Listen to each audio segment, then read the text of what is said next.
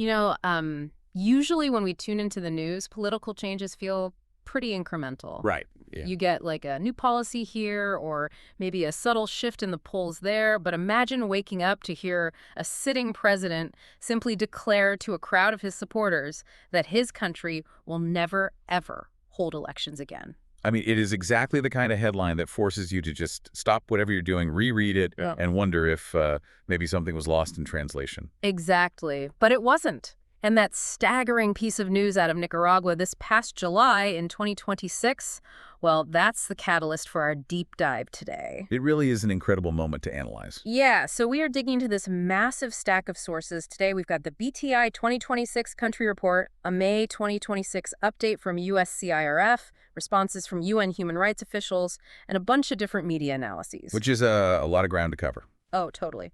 But our mission today is to figure out how President Daniel Ortega, who, is famous for helping overthrow the United States-backed dictator Anastasio Somoza back in 1979, how he slowly transformed his country into a modern-day dictatorship. And it is an incredibly complex timeline to untangle, especially given his history. Right, because Ortega actually served as president before from 1985 to 1990, implementing all these leftist reforms. But today, he is systematically dismantling his own nation's democracy to block an opposition that he claims is totally controlled by the United States. He's even detaining many of the very Sandinista National Liberation Front revolutionaries who were, well, his comrades in that 1979 fight. Yeah, the historical whiplash there is pretty wild. Right. But before we get deep into the weeds here, we do need to do a quick impartiality check for you, the listener. Yes, very important. The source materials we are pulling from today contain some highly charged political rhetoric. Very charged. Right. We're going to be discussing intense claims of U.S.-backed subversion on one side and severe documented human rights abuses on the other. So I want to explicitly remind you that our job as your guides is not to take sides or, endorse any of these viewpoints. We aren't here to tell you who is right. We are just here to impartially unpack exactly what the original source material is saying, laying out the facts, the mechanisms, and the arguments so that you can make up your own mind. Exactly. We're essentially just reverse engineering the architecture of this political situation piece by piece. Okay, let's unpack this. Let's start with the event that really shocked the international community. The July speech. Yes, it was a Sunday, and Daniel Ortega was giving a speech commemorating the anniversary of the 1979 Sandinista Revolution. He stood in front of his supporters and stated, and I quote, "The days when parties backed by the Yankees and the Somocistas would return to power are over, never again." This is a very powerful, very deliberate choice of words. But wait, hang on. I'm looking at these United Nations quotes in our stack, and they make it sound like Ortega is permanently canceling elections. Like, is that literally true, or is this just standard political grandstanding? Well, what's fascinating here is how wildly the interpretations diverge, depending on which perspective in our sources you actually examine. Okay, how so? If you look at the mainstream international reaction, it was swift and severe. The UN human rights chief, Volker Turk, strongly condemned the move. Right. The mainstream interpretation is that this is a permanent, literal block on the opposition. I mean, remember, the last election in 2021 was heavily disputed after his government cracked down on dissent and detained major opponents. Yeah, that was a huge global controversy. Exactly. So to the UN, this speech formalizes a dictatorship where the ruling Sandinista party simply will not allow another vote. But there is pushback on that narrative in the material, right? Because I was reading the piece from Transcend Media Service, and they argue a completely different angle. They do, yeah. They assert that Western media essentially took Ortega's words out of context to spread a sensational lie. Interesting. What's their reasoning? Their argument is basically logical, they say. If Nicaragua were truly abolishing elections permanently, why would the government have recently gone through all the trouble of updating their election laws? Oh, wow. I didn't think about that. Right. They argue Ortega was emphasizing the need for peace and warning against foreign interference, specifically from the United States, not canceling the actual mechanical process of voting itself. Huh. It is a really striking contrast in narratives. But to really grasp the weight of Ortega saying never again to the Somocistas, you really have to understand the deep almost painful irony of the historical context here. It is impossible to overstate the irony, honestly.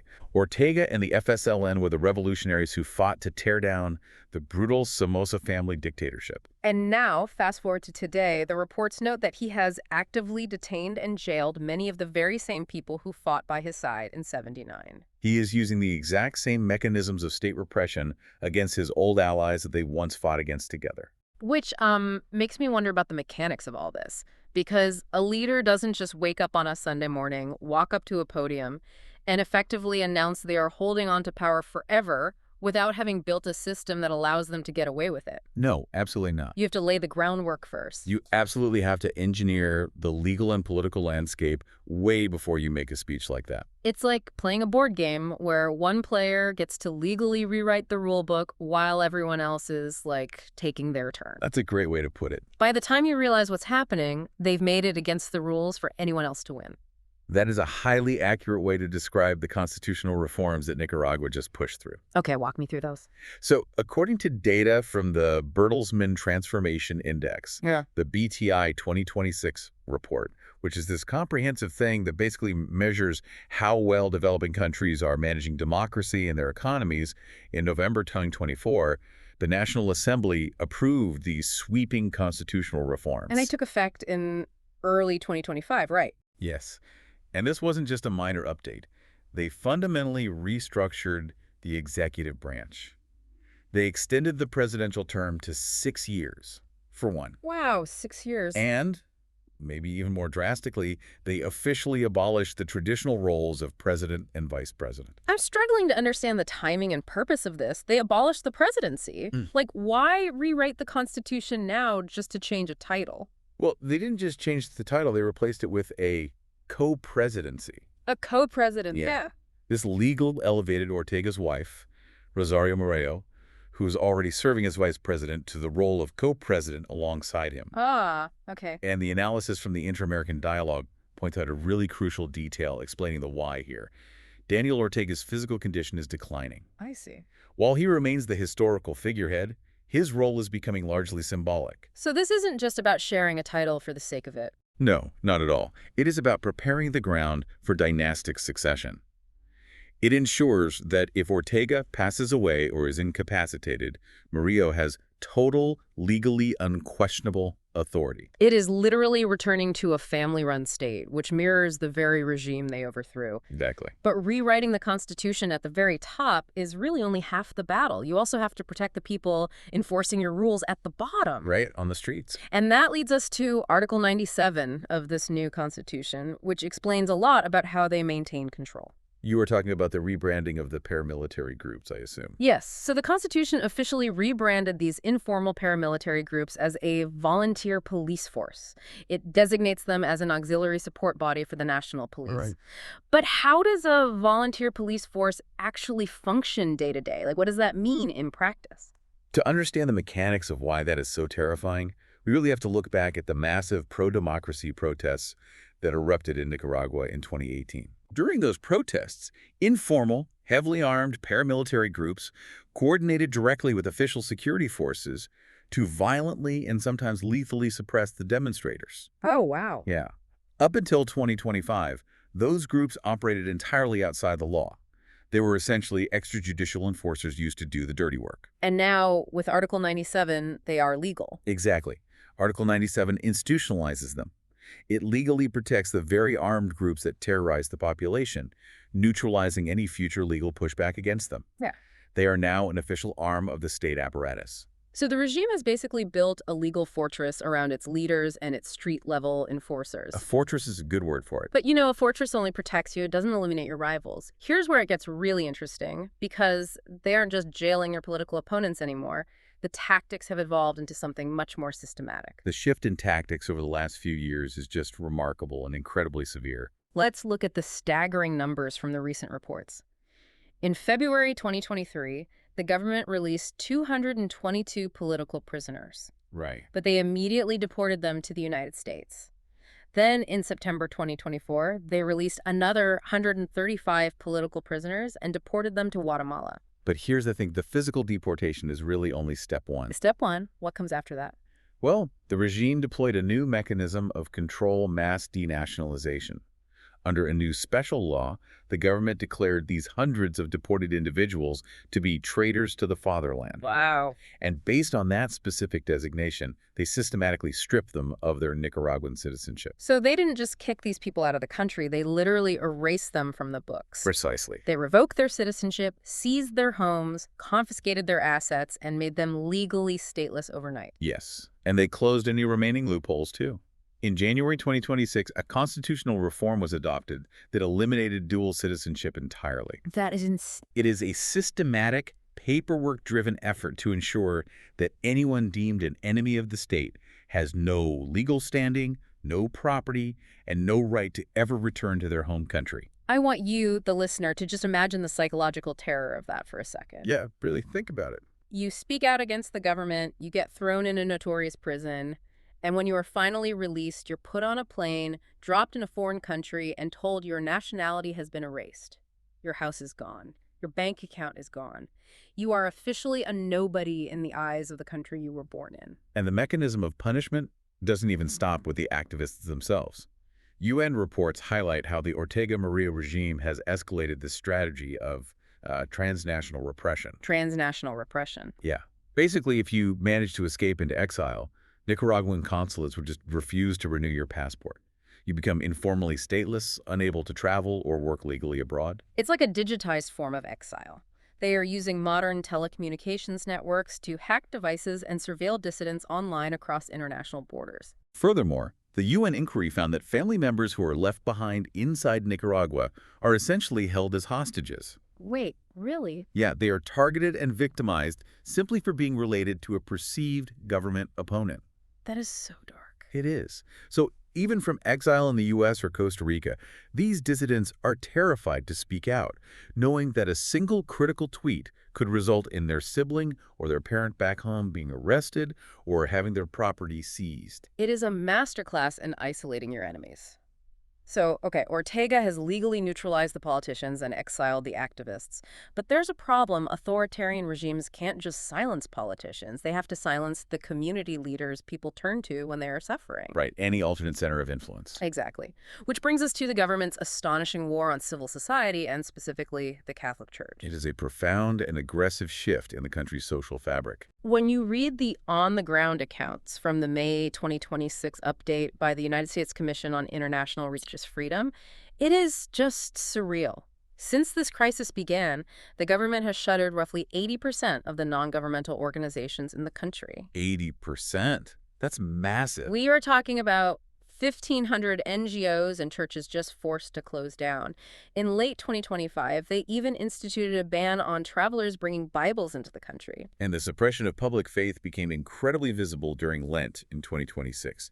The government actually banned over 400 traditional stations of the cross processions. Ban them outright. Yeah, they ordered worshipers to stay indoors, completely off the public streets. And while forcing the church indoors, FSLN-controlled municipal governments sponsored their own parallel religious festivities out on the streets, right? Yep, they totally did. So they are co-opting the religious holidays while locking the actual religious leaders inside. Why target the church this aggressively, though? What is the real threat there? Well, if we connect this to the bigger picture, it is entirely about power and threat perception. If you go back 15 years, Ortega actively courted religious groups. The religious rebirth of Sandinismo was a real, calculated political strategy to gain popular support. Right. But during those massive 2018 protests we talked about, many Catholic leaders sided with the pro-democracy protesters. They advocated for human rights, they sheltered wounded students in their parishes, and they loudly condemned the state violence. Ah, so they became the opposition. From that moment on, the regime viewed the church not as a spiritual institution, but as a direct political adversary with the power to mobilize the masses. And the retaliation has been swift and brutal. Yeah. The human toll detailed in these reports really browns the data. Take Bishop Rolando Alvarez, a senior clergyman who refused to be expelled to the United States. His story is intense. He was sentenced to over 26 years in prison, stripped of his nationality, and ultimately exiled to the Vatican along with another bishop. Or consider Bishop Abelardo Mata Guevara, an 80-year-old man who was detained just recently in June 2026.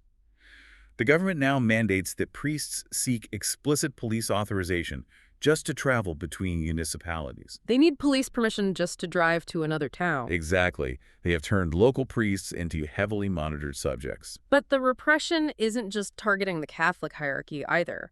The Religious Freedom Report detailed the chilling targeting of indigenous spirituality on Nicaragua's Caribbean coast. They investigated an incident involving a Mayanya man.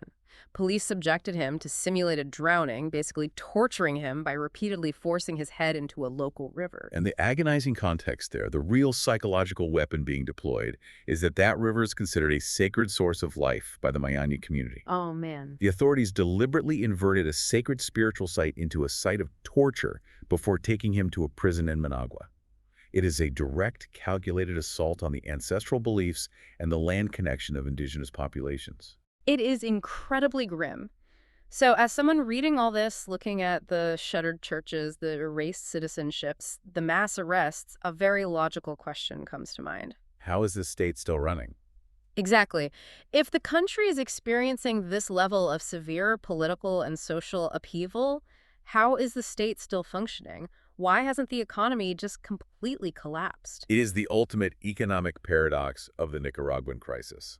The best analogy I could come up with is that it's like a failing business that is somehow staying afloat specifically because its most dissatisfied customers are fleeing out the back door, but they're still sending money back to the cash register every single week. That is actually a surprisingly accurate way to frame it. The Bertelsmann report outlines that Nicaragua has actually maintained fiscal and monetary stability. Really? Yeah, they've recovered from the twin shocks of the 2018 political crisis and the COVID-19 pandemic. But the major driver of this economic survival is remittances. Money sent home from people working abroad. Exactly. But how does money sent to, like, a grandmother in Managua actually help an authoritarian regime survive? This is where the mechanics of the economy are really crucial to understand. According to the data, approximately 850,000 Nicaraguans have emigrated since 2017. Wait, 850,000? That is a massive exodus of human capital. It is huge. And as a direct result, remittances now account for nearly 1/3 of the country's entire gross domestic product. 1/3. But here's the mechanism Nicaragua relies heavily on: VAT, value-added tax, and consumption taxes. When families receive those remittance dollars from abroad and spend them on groceries, gas, or basic goods, the regime takes a massive cut in taxes. So the everyday spending of that foreign money is literally funding the police state. Precisely. The very people who are fleeing the regime's political repression and economic mismanagement are the ones working in the U.S., Costa Rica, and elsewhere, sending dollars back to their families just to help them survive. Wow. And through consumption taxes, that massive influx of cash effectively subsidizes the authoritarianism that drove them away in the first place. But the international community isn't entirely blind to this loop, right? Because the sources outline a pretty significant global backlash trying to cut off these funding mechanisms. Yes, there are mechanisms of pressure being applied. The United States Trade Representative imposed a new tariff on Nicaraguan goods effective January 1st, 2026, directly citing the dismantling of the rule of law and human rights abuses. Right, and the U.S. has also imposed visa restrictions on hundreds of regime officials. And in February 2026, the U.S. Treasury's Office of Foreign Assets Control, or OFAC, sanctioned 5 top Nicaraguan officials. They didn't just target politicians either. Who did they target? They targeted the people leading the financial, military, and communications agencies that are actually enabling the repression, blocking their assets, and prohibiting transactions. There is also a fascinating political irony in the international response that we really have to mention. The Socialist International, which is, the global association of leftist, social democratic, and labor parties, they actually expelled Ortega's FSLN party entirely back in 2019. Yeah, they did. They stated that the FSLN was failing to represent and was actively repressing its own people. So Ortega, the famous leftist revolutionary, was completely disowned by the global left. It's a huge shift in how he's perceived globally. So what does this all mean? When we look at this entire picture, the canceled elections, the rewritten constitution, the exiled citizens, the shuttered churches, and an economy running on the tax revenue of the people who fled, how do we synthesize this? If we pull all these threads together, what we are observing is the successful construction of a modern authoritarian fortress. A fortress. Yeah. The Ortega Murillo regime has utilized legal engineering to rewrite the Constitution. They have weaponized citizenship to erase their opponents, and they have aggressively repressed any alternative power centers like the church. Right. They have systematically ensured that the FSLN faces absolutely no organized opposition. In doing so, they have effectively returned Nicaragua to the days of a family dictatorship, which, ironically, is exactly the system that the 1979 Sandinista revolution fought so bitterly to destroy. For you listening, I think the major takeaway here is that this is a real-time masterclass in how modern democracies fail. A democracy doesn't always collapse with a bang. Sometimes it's quietly dismantled piece by piece. Exactly. It isn't always a dramatic military coup with tanks rolling down the street. Sometimes it happens through legal loopholes, the institutionalization of fear, the quiet shuttering of independent organizations, and the forced, digitized exile of anyone brave enough to speak up.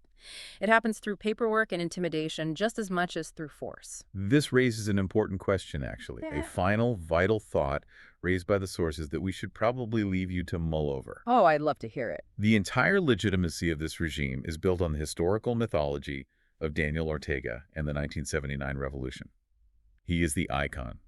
But as we discussed earlier, his health is failing, and his role is becoming merely symbolic. Which is why the co-presidency was created for a reason. Exactly. So the real question is, when Daniel Ortega is finally gone, will the Sandinista military, the police apparatus, and the party elites truly accept a dynastic transfer of power to co-president Rosario Murillo, or perhaps eventually their son? That's a huge unknown. They have successfully eliminated all external threats. But is the regime's ultimate vulnerability actually waiting quietly inside its own ranks, just waiting for the symbol to fade? That is a fascinating thought. You spend decades building an impenetrable legal fortress to keep your enemies out, only to realize the real battle for succession might happen right there in the throne room. Well, thank you so much for joining us on this deep dive into the sources on Nicaragua. Keep asking questions, keep looking past the headlines, and stay curious.